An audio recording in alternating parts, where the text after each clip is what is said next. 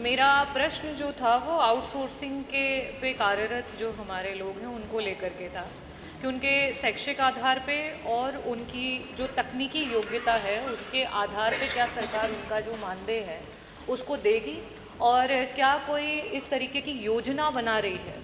आदरणीय अध्यक्ष महोदय, आउटसोर्सिंग पे काम कर रहे आज प्रदेश में लाखों कार्यरत लोग हैं जिनको 10,000 से 12,000 रुपये के मानदेय पे मजबूरन काम करना पड़ रहा है। साथ ही साथ उन लोगों के काम का जो समय है वो भी कोई निर्धारित नहीं होता है। उनका जो एनवायरनमेंट है और ख़ास करके जो महिलाएं हैं जो कर्मचारी आउटसोर्सिंग पे हैं उनका कहीं ना कहीं प्रत्येक दिन शोषण हो रहा है। टेंडर कंपनियां जो हैं उनके साथ जो है करप्शन करके उनका आए दिन शोषण कर रही है और इसी वजह से क्योंकि ये आउटसोर्सिंग कर्मचारी अस्थायी हैं, 3 साल के बाद उनका कोई ठिकाना सरकार नहीं दे रही है और इसकी वजह से उनके भी माध्यम से करप्शन जो है वो धीरे धीरे बढ़ता ही चला जा रहा है। मंत्री जी, मेरा पहला प्रश्न आपसे ये है कि ये जो हमारे आउटसोर्सिंग पद पे नियुक्त कर्मचारी हैं उसी पद पे हमारे परमानेंट कर्मचारी भी कार्यरत हैं, क्या सरकार उन्हीं परमानेंट कर्मचारी के सापेक्ष में हमारे आउटसोर्सिंग के कर्मचारियों को भी मानदेय या उनको वेतन देगी?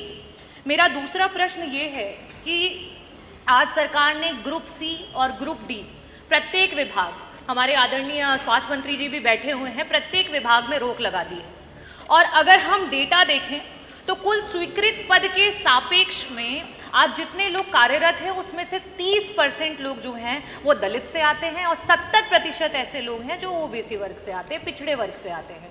आज उन सारे परमानेंट नौकरियों को बंद करके आउटसोर्सिंग पर कर दिया गया है। मैं मंत्री जी आपसे ये पूछना चाहूँगी, पहली बात ये कि जिस तरीके से सरकार ये कह रही है कि इन आउटसोर्सिंग के लोगों को नहीं निकाला जाएगा, माननीय अध्यक्ष जी मैं आपको टेबल करना चाहूँगी। अभी जो है पावर कॉरपोरेशन के द्वारा दिसंबर में 2025 में एक चिट्ठी जारी की गई है जिसमें 78,000 लोगों को जो आउटसोर्सिंग पे काम कर रहे थे उनको निकालने की बात की गई है। मंत्री जी, मैं आपका इस पे ध्यान आकर्षित करना चाहूँगी और जवाब की अपेक्षा करती हूँ कि 78,000 लोग कहाँ जाएंगे जिन्हें आप नौकरी से निकालने की बात कर रहे हैं। और लास्ट में ये पूछना चाहूँगी कि क्या सरकार 3 साल जिन्होंने आउटसोर्सिंग पे काम कर लिया उन्हें परमानेंट करने पे विचार करेगी? बहुत बहुत धन्यवाद अध्यक्ष। माननीय मंत्री जी।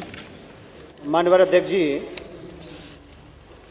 आउटसोर्स के माध्यम से जिन कर्मकारों को अवसर सरकार देती है मानवर, वो नियमावली आप देख लें मानवर। जब जेम पोर्टल पर निविदा विभाग संबंधित विभाग की जाती है तो कार्य अवधि भी करीब करीब निर्धारित होती है मानवर। तो जहाँ इसी शर्त के साथ लोग को अवसर मिलता है कि ये 3 साल के लिए काम है या 5 साल के लिए या 10 साल के लिए काम है मानवर, उसकी बात तो अलग हो गई।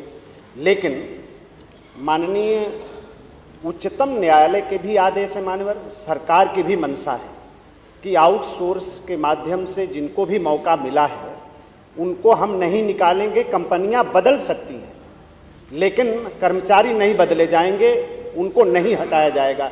एक मान्यवर, अगर कहीं किसी को हटाया गया है, शिकायत के आधार पर कोई हटता है, वो दूसरी बात हो गई मान्यवर।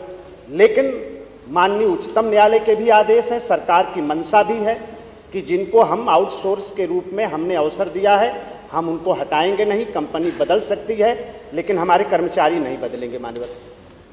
और जहाँ तक ग्रुप डी और ग्रुप सी की बात माननीय सदस्य ने कहा है मान्यवर, ये 2009 के आदेश हैं, ये भारतीय जनता पार्टी की सरकार के आदेश नहीं है मान्यवर। ये 2009 में तत्कालीन सरकार ने जो निर्णय लिया और उसके बाद 2013 में जो निर्णय हुआ, 2016 में जो निर्णय हुआ मान्यवर, उसके आधार पर हम आगे बढ़ रहे हैं।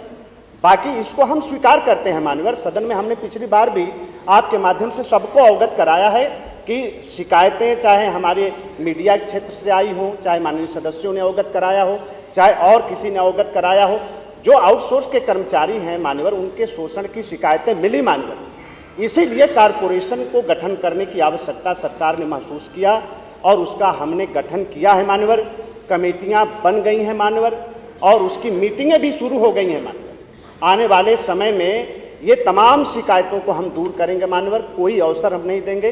सरकार पूरी तरीके से अपने आउटसोर्स के कर्मचारियों के प्रति संवेदनशील है, हम उसका कोई अहित नहीं होने देंगे। अगला प्रश्न संख्या 2 शियाश मलिक। बहुत बहुत धन्यवाद माननीय अध्यक्ष जी, मैं आपका आभार व्यक्त करता हूं।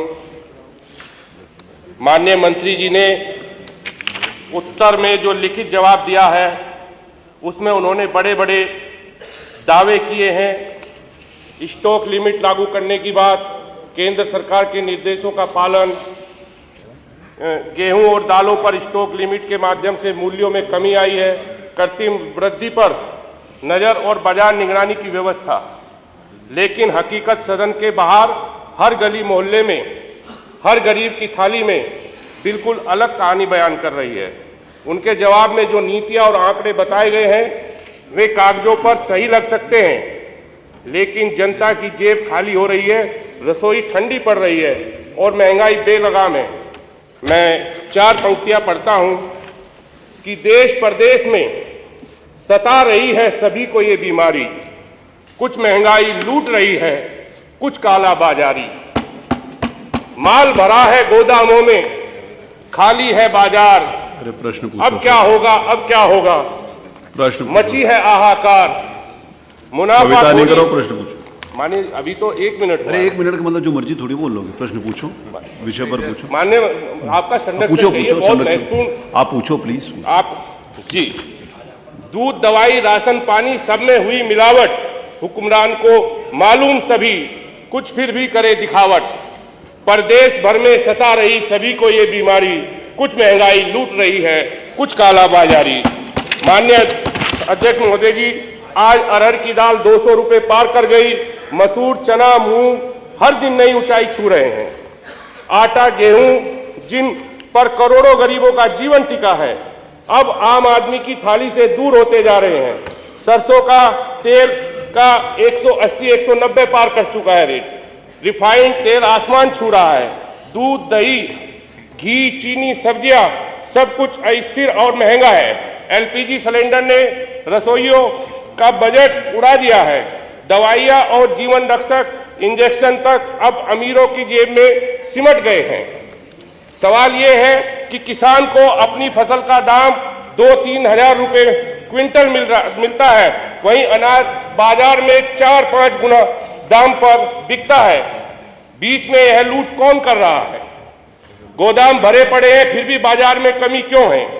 और सबसे बड़ा मजाक, हर पैकेट पर चमकता हुआ मैक्सिमम रिटेल प्राइस, लेकिन यह अधिकतम मूल्य किस आधार पर? क्या सरकार ने कभी उत्पादन की असली लागत का स्वतंत्र ऑडिट कराया है? यदि लागत 10 रुपए और एमआरपी 40 रुपए है तो 300% मुनाफा किस नीति के तहत? माननीय अध्यक्ष जी, मैं आपके माध्यम से अनुपूरक पूछना चाहता हूं कि 40 वस्तुओं की मॉनिटरिंग और स्टॉक लिमिट का दावा है, फिर दूध 80 रुपए लीटर और दालें 200 पार कैसे?